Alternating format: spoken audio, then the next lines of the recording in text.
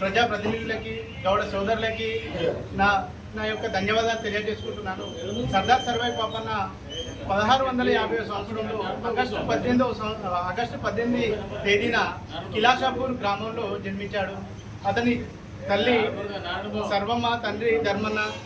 చిన్నతనంలోనే తండ్రిని కోల్పోయి అనేక కష్టాలను ఎదుర్కొంటూ కులవృత్తిని సాగిస్తూ కులవృత్తిలో ఎన్నో ఒడిదొడుకులను ఎదుర్కొని తుర్కష సైనికులను ఎదుర్కొని గోల్కొండ కోటను ఏలినటువంటి మహనీయుడు శ్రీ సర్దార్ సర్వాయి పాపన్న.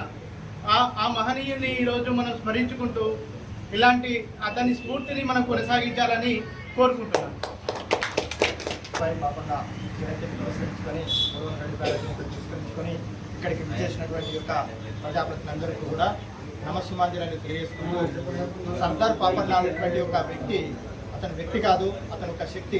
బడుగు బలహీన వర్గాల నుంచి అతను ఎంతో మందిని కూడా తన వంతు అతను ఏంటిది అప్పుడు ఉన్నటువంటి యొక్క రజాకారులు కావచ్చు, తర్వాత భూస్వామ్య వ్యవస్థ కావచ్చు, అప్పుడు ఉన్నటువంటి మొఘలు సామ్రాజ్యాల యొక్క వాళ్ళు విధించేటటువంటి యొక్క పన్నులను కానీ వాళ్ళు విధిస్తూ ఉంటే అలాంటి యొక్క బాధలను కూడా ఉడపరుచుకోలేక అందరినీ ఏకతాటిపై తీసుకొచ్చి గోల్కొండ కిలాను ఏలినటువంటి యొక్క ఏకైక బడుగు బలహీన మహారాజు ఎవరంటే మన సర్దార్ సర్వాయి పాపన్న.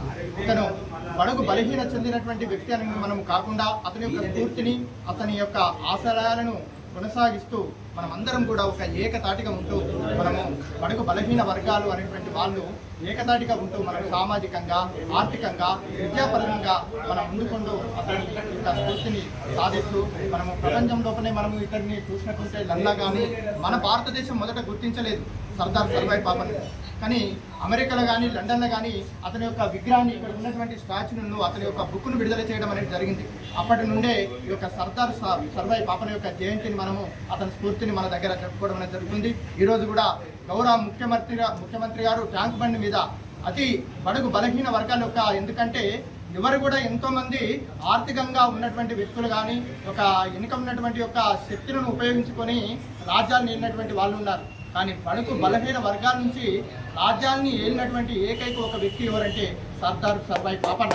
కాబట్టి ఆ సర్దార్ పాపన్న స్ఫూర్తిని అతను గుర్తించి ఈరోజు మన గౌరవనీయులు మన ముఖ్యమంత్రి అయినటువంటి రేవంత్ రెడ్డి గారు ట్యాంక్ బండిపై సాయంత్రం 4 గంటలకు ఆ యొక్క విగ్రహాన్ని ఆవిష్కరణ చేస్తున్నారు.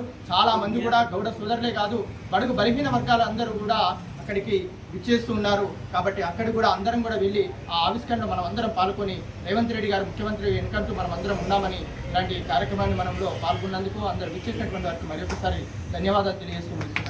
గౌడ సంక్షేమ సంఘం ఆధ్వర్యంలో కూడా అధ్యక్షులు కార్తీక్ గౌడ్ కానీ, సీనన్న కానీ, చాలామంది అన్ని గ్రామాల నుంచి వచ్చినటువంటి పెద్ద మనుషులు కానీ అందరికీ పేరు పేరున ధన్యవాదాలు తెలియజేస్తూ 376వ సర్వాయి పాపన్న యొక్క జయంతి వేడుకలను ఈరోజు మండల స్థాయిలో కూడా ఘనంగా జరుపుతున్నందుకు అందరికీ కూడా ధన్యవాదాలు మరియు శుభాకాంక్షలు కూడా తెలియజేస్తూ ఉన్నాం.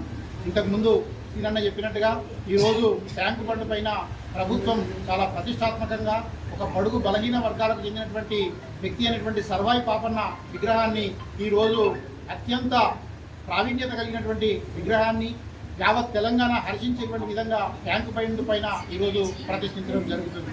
ఇది ఒక గౌడ జాతికే కాదు, సబ్బండ వర్ణాలకు చెందినటువంటి వ్యక్తిగా ఈరోజు అందరూ కూడా మనం ఆయనను పూజించుకుంటా ఉన్నాము.